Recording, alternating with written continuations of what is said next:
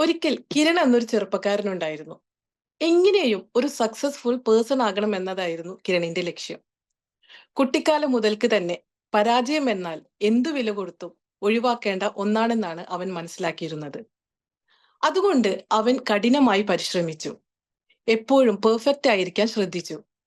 കാരണം എന്തെങ്കിലും ഒരു തെറ്റ് സംഭവിച്ചാൽ ഞാൻ പോരാ എന്ന ചിന്തയായിരുന്നു കിരണിന്റെ മനസ്സിൽ.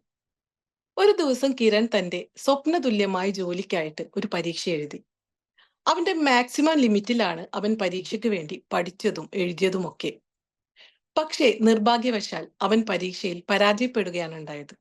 അവൻ ശരിക്കും തകർന്നുപോയി. താൻ പരാജയപ്പെട്ടു എന്ന് അവൻ സ്വയം വിധിയെഴുതി. അപ്പോൾ യാദൃശ്ചികമായി ഒന്ന് സംഭവിച്ചു. പ്രായമുള്ള ഒരാൾ കിരണിനെ ശ്രദ്ധിക്കുകയുണ്ടായി. അയാൾ അവന്റെ മനോവിഷമം മനസ്സിലാക്കി. അപ്പോൾ അയാൾ കിരണിനോട് തന്റെ ജീവിതകഥ പറഞ്ഞു. എന്റെ ചെറുപ്പത്തിൽ ഞാനും ബിസിനസ് ആരംഭിച്ചിരുന്നു. ഞാൻ രാവും പകലും ഒക്കെ ജോലി ചെയ്തു. നല്ല രീതിയിൽ കാര്യങ്ങൾ മുന്നോട്ട് പോയെങ്കിലും അടുത്ത ഒരു വർഷത്തിനുള്ളിൽ എനിക്ക് എല്ലാം നഷ്ടപ്പെട്ടു. പരാജയപ്പെട്ടു എന്ന് ഞാൻ കരുതി. പക്ഷെ ഞാൻ അപ്പോൾ മറ്റൊരു രീതിയിലാണ് അതിനെ കാണാൻ ശ്രമിച്ചത്. പരാജയം ഒരു ലേബലല്ല. അതൊരു അനുഭവമാണ്. ജീവിതത്തിലെ വലിയ വലിയ പാഠങ്ങൾ പഠിക്കാനുള്ള അവസരം. ഒരിക്കലെങ്കിലും എന്തെങ്കിലുമൊക്കെ പരാജയപ്പെടാതെ ജീവിക്കാൻ സാധിക്കില്ല അല്ലേ? അല്ലെങ്കിൽ പിന്നെ നമ്മൾ അത്ര ശ്രദ്ധയോടെ ആയിരിക്കണം ഓരോ ചെറിയ കാര്യങ്ങൾ പോലും ചെയ്യുന്നത്. അയാൾ തുടർന്നു. പരാജയമെന്നത് ഞാൻ കരുതിയത് യഥാർത്ഥത്തിൽ ആവശ്യമായ ഒന്നായിരുന്നു.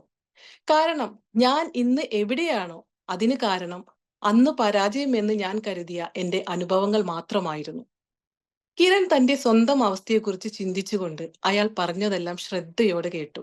എന്നിട്ട് ചോദിച്ചു, അപ്പോൾ പരീക്ഷയിലെ എന്റെ പരാജയം അവസാനമല്ലെന്നാണോ നിങ്ങൾ പറയുന്നത്?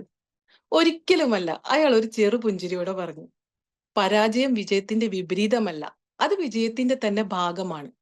എന്നാൽ അതിനെ പരാജയം എന്ന് വിളിക്കരുത്. അതിനെ വളർച്ച എന്നാണ് വിളിക്കേണ്ടത്. ഗ്രോത്ത്.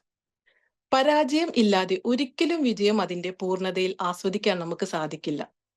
അടുത്ത ദിവസം കിരൺ പരീക്ഷയിലെ തന്റെ പരാജയം ഒരു പുതിയ കോണിൽ നിന്ന് കാണാൻ തീരുമാനിച്ചു. എവിടെയാണ് തനിക്ക് പിഴച്ചത് എന്ന് അവൻ ആലോചിച്ചു മനസ്സിലാക്കി.